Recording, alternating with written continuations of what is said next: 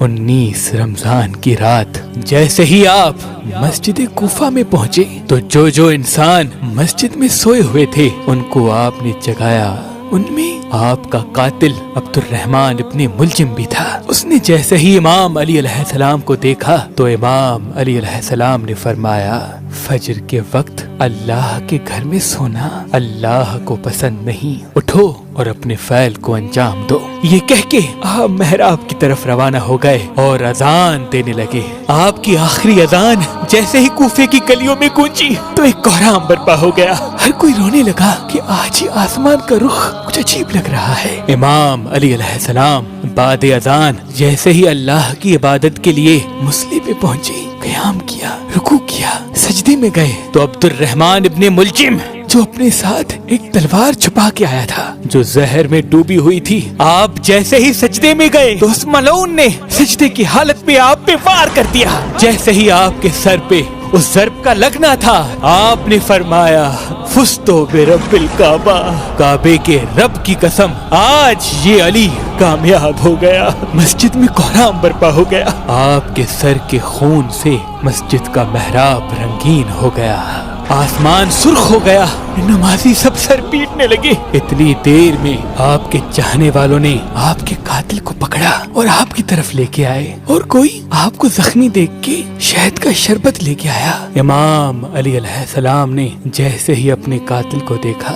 کہ اس کے چہرے پہ موت کا ڈر ہے تو جو چاہنے والا امام کے لیے شہد کا شربت لے کے آیا تھا، آپ نے اس چاہنے والے سے کہا، اے مجھ سے پیار کرنے والے، یہ شربت میرے قاتل کو پلا، کیونکہ اس کے چہرے کا ڈر یہ بتاتا ہے کہ اس شربت کی مجھ سے زیادہ اس کو ضرورت ہے۔ اور سختی سے فرمانے لگے کہ کوئی بھی میرے قاتل کے ساتھ بدسلوکی نہ کرے، اگر میں اس ضرب کی وجہ سے شہید ہو جاؤں تو اس کو بھی صرف ایک ہی ضرب لگانا، اگر ایک ضرب سے یہ بچ جائے تو اس کو آزاد کر دینا، اگر اس ایک ضرب سے یہ مر جائے تو میرے قاتل کے جسم کی بے حرمتی نہ کرنا، اس کے غسل و کفن کا اہتمام کرنا، اس کے جسم کے حصے نہ کاٹنا، کیونکہ میں نے اللہ کے رسول سے سنا کہ اللہ ایسے انسان پہ لعنت کرتا ہے جو مرے ہوئے انسان کے جسم کے حصے کاٹ کر اس کی توہین کرتے ہیں۔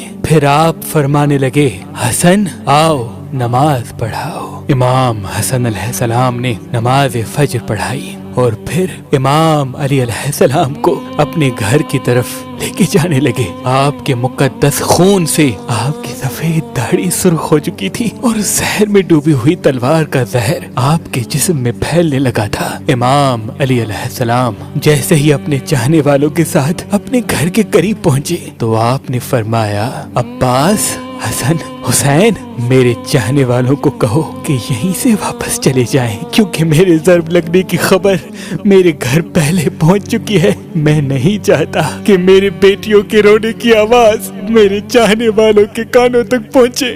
تمام صالحین کو اپنے اپنے گھروں کے لیے واپس پلٹایا گیا۔ امام علی علیہ السلام جیسے ہی گھر پہنچے تو بی بی زینب و ام کلثوم رونے لگی۔ گھر میں کوہرام برپا ہو گیا۔ آپ نے فرمایا، گھبراؤ نہیں، اللہ کے ہر فیصلے میں مصلحت ہوتی ہے۔ بس آپ بستر بیماری پہ آئے، طبیب نے دیکھا تو رو رو کے فرمانے لگے کہ امام علی علیہ السلام کے جسم مبارک میں زہر پھیل چکا ہے، جتنا ہو سکے امام علی علیہ السلام کو دودھ پلائیں۔ یہ بات جیسے ہی کوفے کی گلیوں تک پہنچی تو ننھے ننھے یتیم بچے اپنے ہاتھوں میں دودھ لیے امام علی علیہ السلام کے دروازے تک پہنچے۔